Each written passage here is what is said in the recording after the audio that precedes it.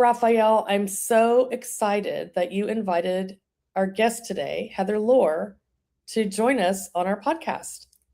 I am too. I've been a big fan of hers and the organization she leads. We really are as an industry better because of her leadership and all that the IAIABC organization has brought to us.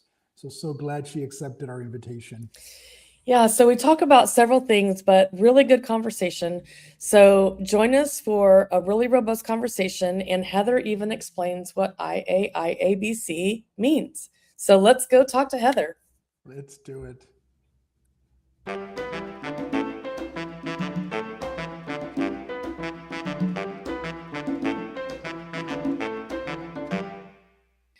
Hey there, Rafael. What are you up to today?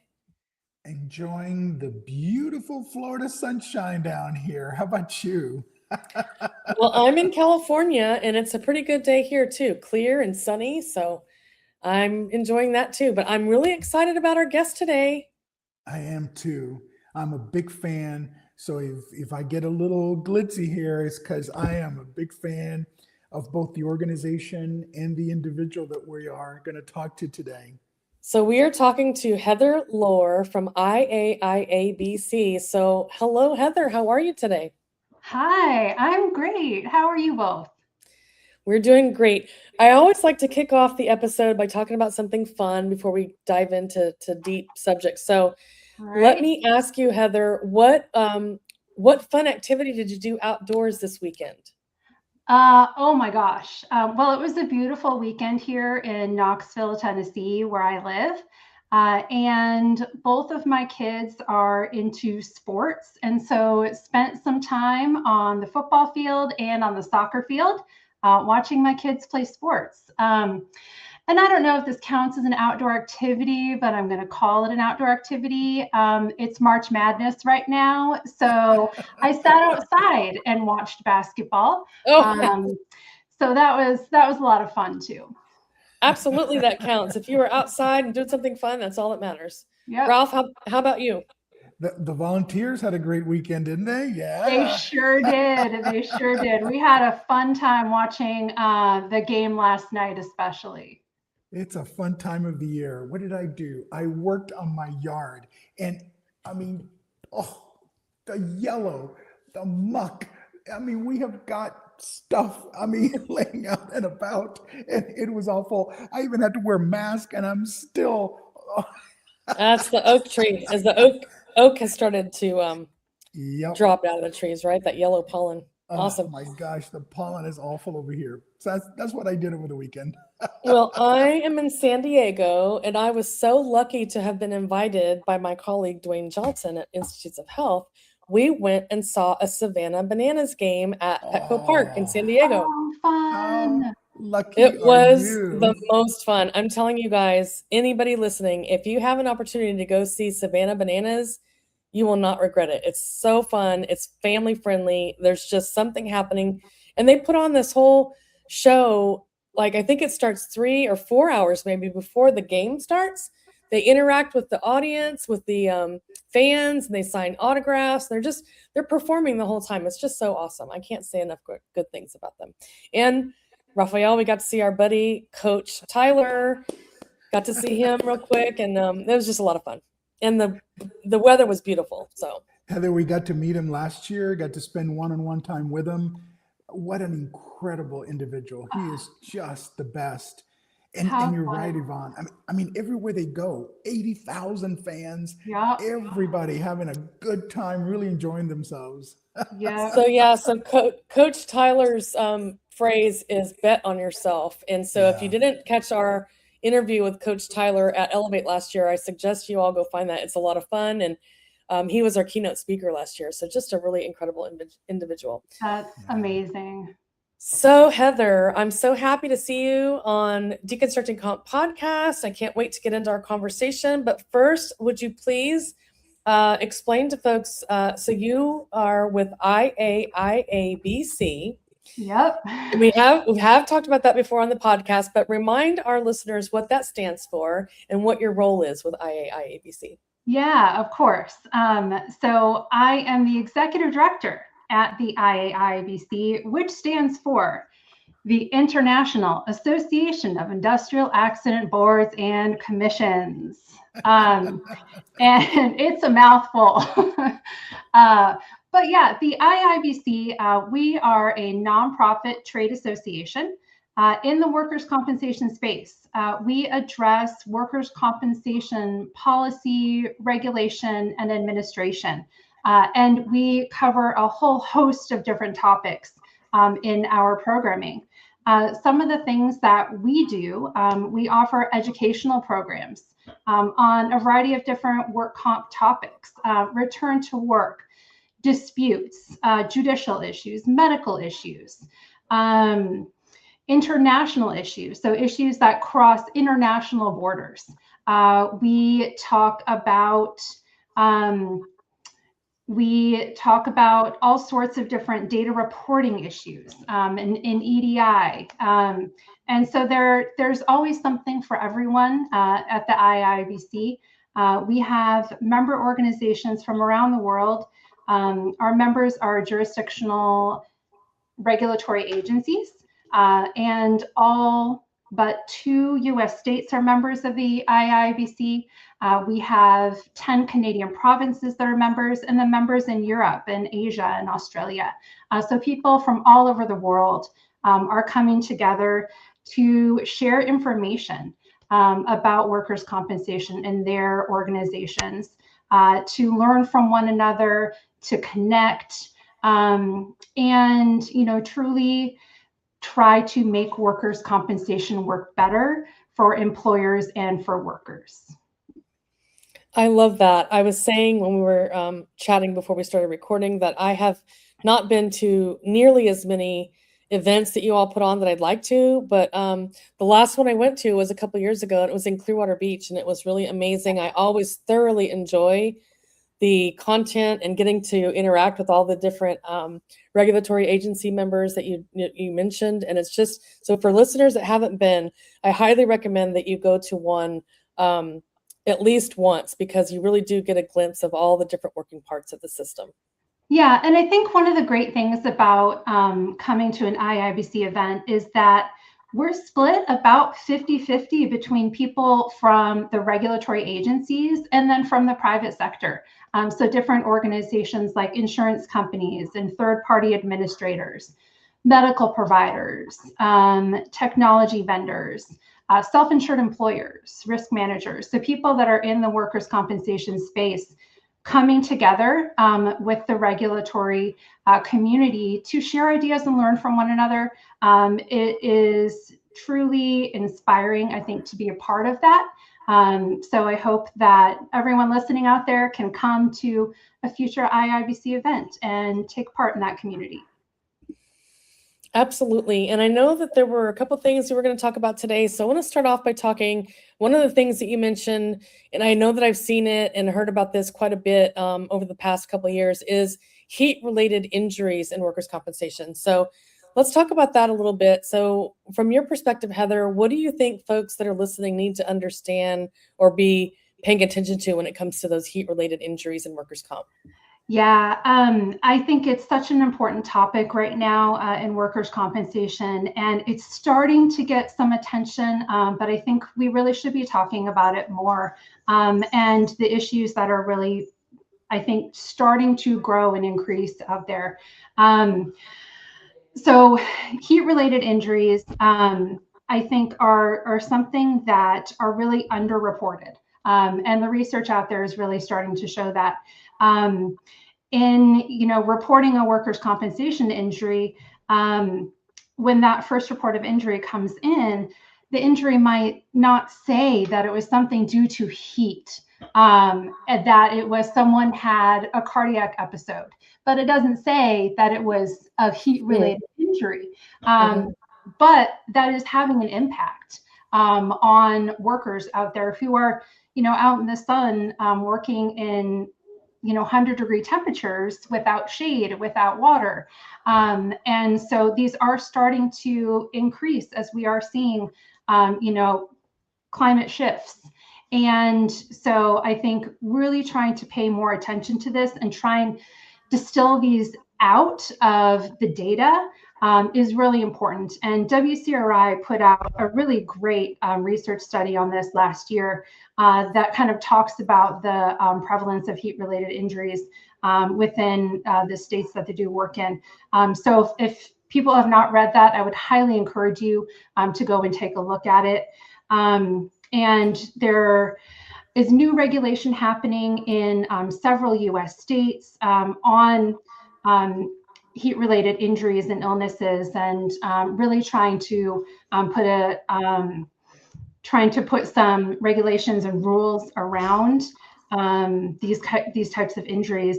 Oregon just came out with some regulation last year that is really trying to protect workers who are out doing work in the heat. California has had rules on the books for a long time, Minnesota as well, Colorado. So there are states that are really trying to address this within their rules and regulations.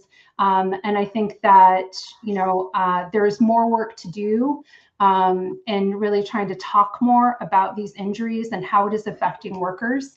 And it's something that the IAIABC is trying to talk about in some of our programming.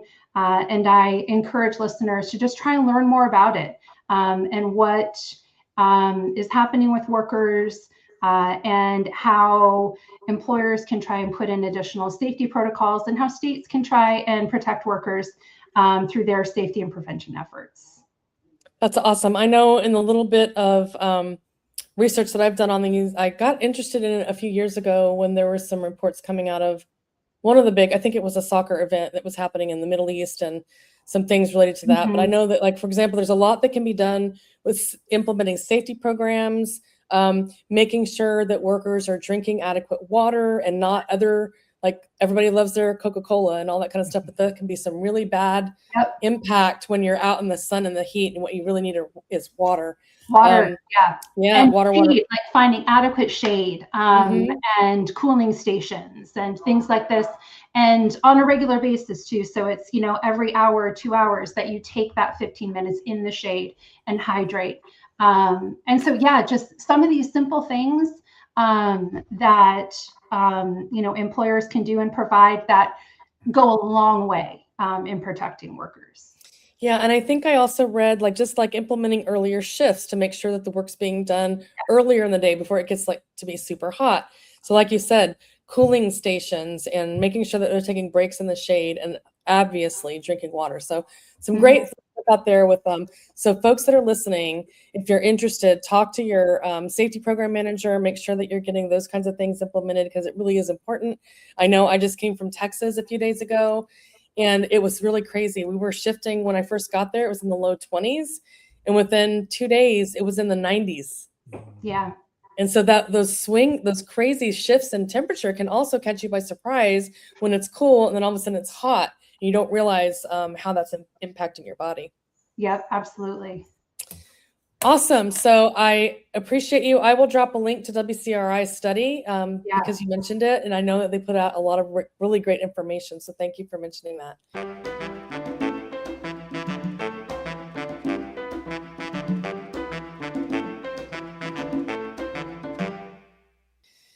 And I know the topic that Rafael and I are super excited about, not that we're not excited about it all, because we are, but one of the things you mentioned you wanted to really dive into has to do with the next generation of workers' compensation professionals. So I'm going to kick us off getting started about that, and then I'm going to let Rafael in and let him ask some questions. But first of all, we both love this topic. That's kind of like why we started this podcast in the first place. We wanted to, as we put it, we wanted to leave the industry better than we found it. We were just talking about this a few minutes ago, Rafael and I. I would say, if I'm being honest, when I came into the industry, I obviously found myself in a job that I hadn't quite planned on. It wasn't something that I decided hey, this is what I want to do for the rest of my life. But so it was a specific job. And so I learned the aspects of that job and all that I needed to know for that job. And that's all I did, until I started to get more curious. And I would say, again, if I'm being honest, it probably was about 10 years before I had what I would consider a really solid understanding of most of what goes into workers' compensation. And I still don't profess to know all there is to know because there's so much, but I would say about 10 years. So we wanted to start this podcast so that younger folks coming into the industry could have something where they could listen, hear from different people, understand their perspectives, and kind of navigate in a way that we didn't really have access to back then. So let's hear from you. What are your thoughts about the next generation of professionals, and what would you like to talk about? Oh my gosh, this is one of my favorite topics to talk about. I think it is so incredibly important to our industry. And there's so many things that we can talk about here. So I think that workers' compensation is such an interesting industry, and there are so many really cool things that are happening in this industry and so many exciting things to do. I think when people hear workers' compensation insurance, you just kind of go, your face goes blank. And people who don't know about it think, oh, that doesn't sound like fun. That doesn't sound interesting. But when you really get into it, there are so many things that are really fascinating. And it's not just insurance, which I think is interesting, but there's marketing and law and sales, risk management, government relations, technology, medicine. Like there's so many different things that you can find in workers' compensation that maybe you don't think of in college. You're not thinking, I want to go into workers' compensation. I certainly didn't see that on my bingo card when I was in college. But I think I've found an industry where there are a lot of really unique things happening and opportunities for people. And I think something that workers' compensation could do better is tell its story and sell itself about why and people could get into this industry, all of these exciting things that are happening. And so it's something that we at the IAIABC have worked on, and I know there are other industry organizations that are trying to do that, but tell the story about what there is to do in workers' compensation and why it's fascinating and why it could make a great, not just job, but career. It's one of those industries where I've talked to so many people, through my work, and it is something that most people don't get into. Don't study workers' compensation in college and think I'm doing that, but you get into it and you stay because there is so much to do, and people have been doing this for decades, and because it is such a great career. And so I think that there are a lot of things that the industry can do to really cultivate this next generation talent. And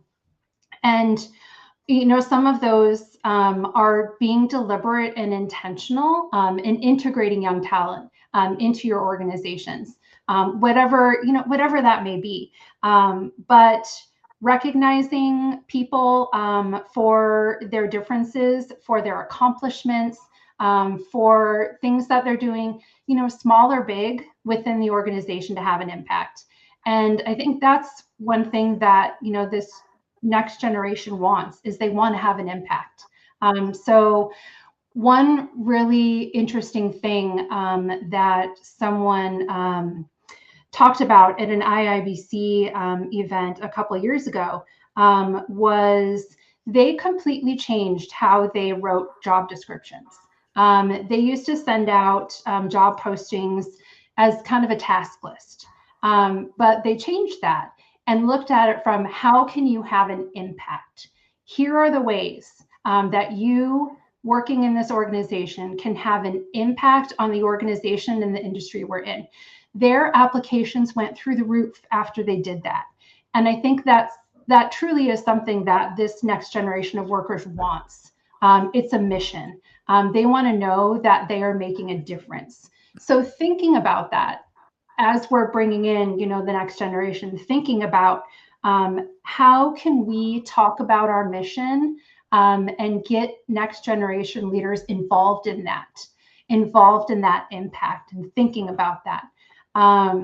And so that's something that I think is really important for us as we are trying to bring, people into the industry and keep them here and keep them excited and keep them engaged. That's really, I want to pause here for a second, because what you said is so important, and it seems like such a small thing, right? But just changing the way we think about putting together our job descriptions, what a game changer. Yeah, Because it is. Yeah. Because Rafael and I talk to folks all the time, and this comes up quite often in conversation that, there's folks that have described, no matter what you do in workers' compensation, it's a very noble profession, because we are changing the trajectory of a person's life after something. Oftentimes it could be a minor incident, it could be, a more catastrophic incident, but either way, it's not something that person planned on. So the fact that we're all, no matter what we're doing in our job, we're all pulling towards that same outcome, which is to get that injured worker back to a functioning life. So important. Yeah, absolutely. It is so important. And I think that getting back to that premise of workers' compensation, like you said, it truly is a noble thing. We're trying to get the worker back to work. We want to take care of their injury. We want to take care of them as a person. And then we want for the employer to be taken care of as well. And there is something really wonderful in all of that we can do through something that is a terrible thing happening in someone's life.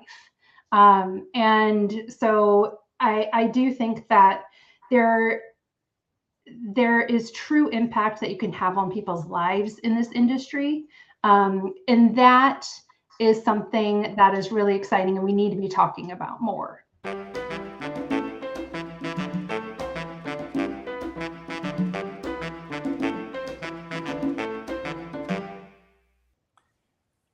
First, I want to say thanks, Heather, because the organization has been such a leader in comp in the United States over 100 years, right? Yes, 112 years. It's the oldest organization we have in the entire country dealing specifically with workers' comp. And it is, and has been, continues to be through you in such incredible hands, the best leadership. So I've been a big fan, and I have been the beneficiary of attending a number of your programs.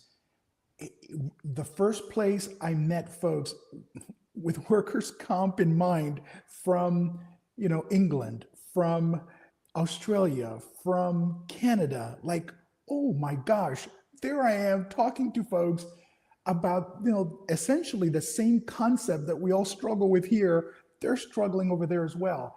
There's something so rich, so wonderful about that, right? And then, of course, you get to talk about how they solve that problem, and we can learn a thing or two from our own states and countries around the world. So kudos to you and to the organization. You guys really are an international leader in all things workers' comp. I just can't say it enough. What an amazing place, what an amazing organization, what amazing leaders that you have had over the years. Specific to Next Gen, and Yvonne is right, it's something that both she and I are passionate about. You guys were one of the first original organizations to highlight and award Next Gen individuals. I have been to a number of these, award ceremonies, and there they are, our youngest folks in the industry, growing up, becoming, and climbing.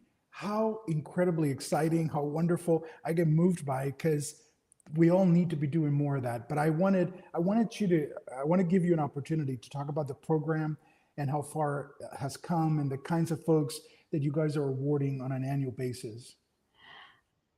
Thank you, Rafael, for all of that. I stand on the shoulders of giants who have come before me. And it truly is an honor to be working here at the IAIABC. So the IAIABC Next Gen Awards program, you're not supposed to have a favorite thing that you do, but this is my favorite thing that the IAIABC does. I understand that. Yeah, it truly is so fantastic to celebrate and recognize the next generation of workers' compensation leaders. We started this in 2017, and as we were kind of thinking about this, we looked around and there were 40 under 40 awards programs for insurance, but we didn't see anything for workers' compensation specifically. So we developed this program kicking off in 2017 to recognize talented individuals in the industry under the age of 40 who are having a substantial and positive impact on their organization and leading the industry into the future. Since 2017, we have recognized 68 individuals in the industry, and they come from every single part of workers' compensation. There are commissioners at state agencies. We have economists, people from return to work, IT managers, attorneys, underwriters, mediators. They are all over. They represent every part of this industry, and bringing them all together in the same room and saying you are having an impact. I think it brings so much joy to them and to the people who nominate them. It is, I love that recognition that they get. And some of the people that we've recognized were already making waves in the industry as a whole. They were, speaking at conferences and people knew their names, but some of them were just quietly doing exemplary work within their organization. And you wouldn't know who they were unless you worked with them. So picking both of these types of people out and shining a spotlight on them is just so exciting. And some of them now, these 68 people, some of them are some of our most engaged members and are now committee chairs, and they speak at different events, not only at the IAIABC, but across the industry, and they share such interesting stories and their expertise and ideas and things that they and their organizations are doing. And there's so much that we can learn from them. It truly is my favorite thing that the IAIABC does. And right now, I actually have been looking through nominations for this 2026 cohort, and I'm having such trouble. Like, all these people are doing such incredible things. It's so hard to choose, who to recognize. But yeah, it's fantastic. And this, recognition is really an important thing to do, to let people know that they are seen and that they are making a difference and having an impact within the workers' compensation industry is just so important. I agree. Yvonne, we know a thing or two about highlighting people who are doing incredible and amazing work in our industry, don't we? We do, but I was going to say, how exciting is that you have a new cohort of people that is so incredibly difficult to choose standouts, because that means that they're all really good. And that's a good thing for our industry. It truly is. And I, look at all of these accomplishments that people are having, earlier in their career. And it makes me feel like this industry is in good hands now and in the future. Well, that's a good point. I was going to ask you about could you shed some light on what you're seeing? Because I don't know about you, but like when I'm out and about talking about this or that, mostly as it relates to politics, but sometimes, having to do with workers' compensation, I hear a lot of folks that are my age or maybe a little older saying, I just don't think the younger professionals or younger folks have what it takes to get things done. And I'm always shaking my head and going, Shame on you. That's your fault. That is your fault. That is not their fault, for one. But what are you seeing in these younger professionals that maybe a difference in how they look at things, how they tackle problems or issues? What are you seeing that kind of rises to the top? Yeah, I think that's absolutely true. It's just, I think that many of them just look at things a little differently than, different generations. And that's not a bad thing. I think, all generations have done that. Like I look at things, differently than my dad or my grandparents. And that isn't necessarily a bad thing. I think bringing different perspectives and new ideas it can really be valuable and drive things forward. If we just keep looking at things the same way over and over again, how are we going to, continue to solve the world's problems? And so I think that bringing the, vibrant energy and enthusiasm and, desire to really take a different look at things that this next generation does, I think it's a good thing. And if we're not encouraging them to come with ideas, to come with enthusiasm, to come with energy, where are we going to be, in 30 years? If we're not encouraging this generation to do that, to share their insights, to share their opinions.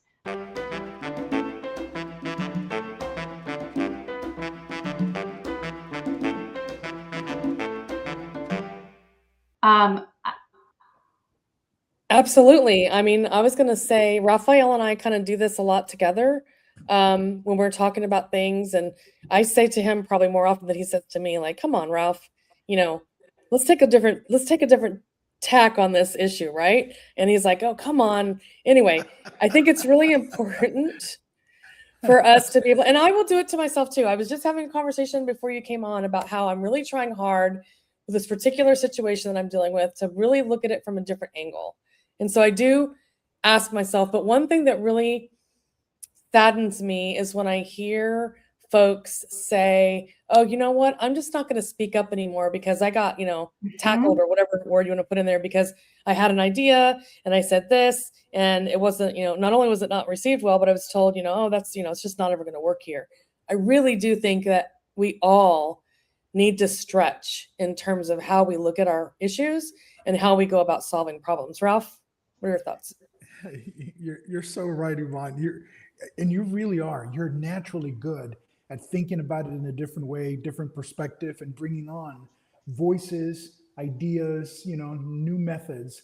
I tend to be the one stuck in mud. I'm the one using precedents of 150-year case law still, on the books. So I love being pushed like that. That's why I really, really do, Heather. I love the program. You guys have taken it up a notch and then 20 times later, because it does, right? At least for me, it forces me to have to appreciate, listen to, and absorb energy and new ideas and new ways. And that makes us better. You've said it best. It makes our industry better. It really is. So I love that. What a great, great thing you're doing for all of us. Yeah, thank you. I mean, I couldn't agree with both of you more. I think that we all need to challenge ourselves to consider different perspectives and to encourage people to share those perspectives. Now, whether or not it goes, someone shares their opinion, whether or not it goes in that direction, that could be immaterial. But providing that forum where people can share those ideas and do so without, fear, is so important to build people's confidence, in their own abilities. And so I truly do think it is so important that, we allow people space to share those ideas and insights and come with, new potential solutions to things, because we're not going to solve workers' compensation problems or the world's problems without that. That's true. Well, I was going to say, Ralph, I did it again. I just had a thought and it just flew right out of my head. Tag nabbit. Ladies and gentlemen, another senior moment brought to you by Deconstructing comp. Thanks for tuning in. But before Ralph, I forget, Ralph, you go ahead will, and I'll collect. Yeah. providing the forum to exchange ideas, if that is not the landscape that this organization, IAIABC, has brought to us all, right? I love how you put it, because it's so very true. Every time I've gone, just the diversity of jurisdictions, the diversity of professionals in our industry, and then you add that layer of international to it. Wow. Wow. You better come prepared. You better come to listen and learn and absorb and really open your arms, because that's what this organization has done. It's really provided us all a forum to learn, to exchange, to really like, okay, I'm going to allow myself and go a little further than I had before. I just love that. So thanks, Heather. Thanks for leading us in that regard, man. It really, what an amazing institution, and what a great thing you're doing for an entire industry. Yeah, thank you. I think that truly is a great way to put it, what the IAIBC does. We really do try to be that forum to exchange ideas, so we can all learn from each other and we can all do better to improve systems for workers and for employers. So I did remember the nugget that flew away, but so what I was going to talk about is I'm so happy that you mentioned, Heather, about that example of how just the simple thing of changing how you go about putting together job descriptions, when you're looking for folks to fill a particular job. I was an ambassador for the Alliance of Women in Workers' Compensation for about 5 years, and it was really important to them that we were very careful about how we talk about ourselves in the industry and how we talk about the industry. We'll often say, we fell into the industry by accident. And I have pushed myself to stop saying that. It's so important, because it really is such a robust offering of things to do in the comp system. There really is something for everybody. And the first couple of years that Rafael and I did this podcast, we really kind of highlighted that, man, we've kind of gotten away from asking people to explain, what did you study in school? And, what brought you into the workers' compensation system? It's really a fascinating journey. And we've talked about going back and kind of stitching that all together. But I do think it's important. And I was going to say, one of these years, somebody's going to do it or going to reach out to me and ask to collaborate on this. But one thing that we talk about often is how the insurance industry as a whole doesn't do a great job of representing itself or positioning itself as a great career path, right? And so I've often said, and Rafael's going to chuckle, I've often said, what we need in the insurance industry is a complete rebrand, right? Yeah. So absolutely. I want to ask you one parting thought, Heather.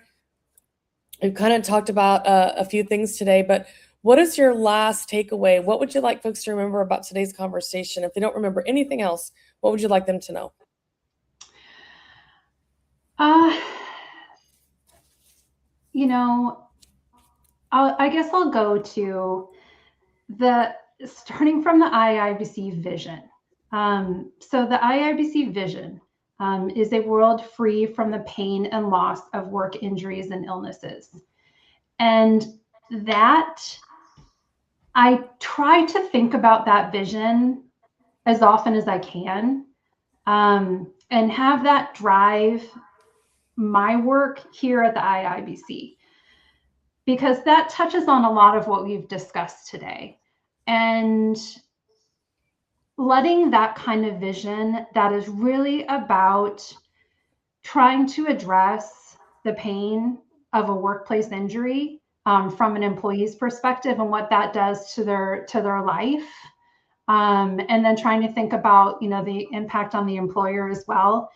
And if we could work ourselves out of a job in workers' compensation, that would be a better world. If we could just get rid of all of these injuries that happen. But while they do happen, we are trying to be here and trying to have an impact, and trying to have a positive impact on this industry. And however we can do that, if it is through, recognizing next generation leaders for having an impact, if it is through seeing issues in the industry like these heat-related illnesses that are happening and trying to prevent them, if it is, through coming to an IAIABC event or another industry event and trying to share solutions, to really see this world free from the pain and loss of work injuries and illnesses, I think then we are making a difference. So I think, in small ways that we can each do that within, our daily work, try and find those small ways that you can have an impact and make a difference.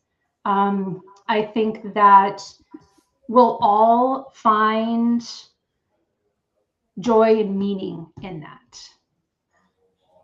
I love that. Me too. That's awesome. So Ralph, you get to do the last fun question to close out the Okay. episode. Heather, you work hard.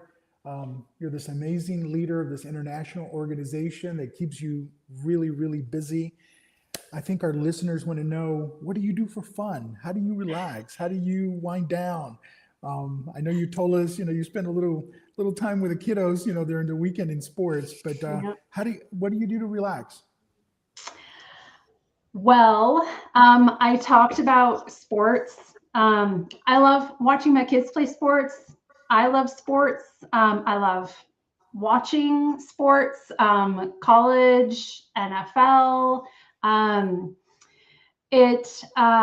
It brings a lot of excitement and energy and joy to my life. I play golf. I don't get out as often as I would like to with young kids and going to all of the stuff that they do. I play pickleball. I play tennis. And I've started getting back into running. Sport, activity. I do also love to read. I read about a book every week. So really enjoy that as well. And that kind of helps my mind decompress and focus on something else for a little bit. Good for you. Good for you. You play a lot of tennis, a lot of pickleball? Yep, I do a weekly tennis clinic with some friends, which is a lot of fun. It's a great activity.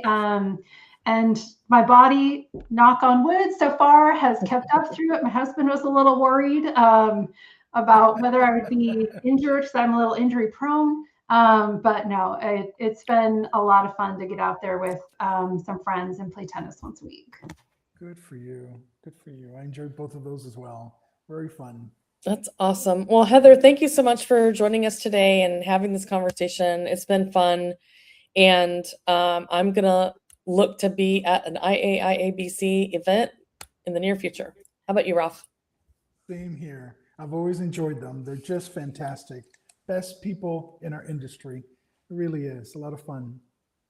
Well, so I just want to say this has been such a pleasure. Thank you both for having me. And I do hope to see you at an IAIABC event soon. We do. We're going to drop the link to the website in our show notes when it comes out. And until then, until we see you, hasta luego. Hasta luego.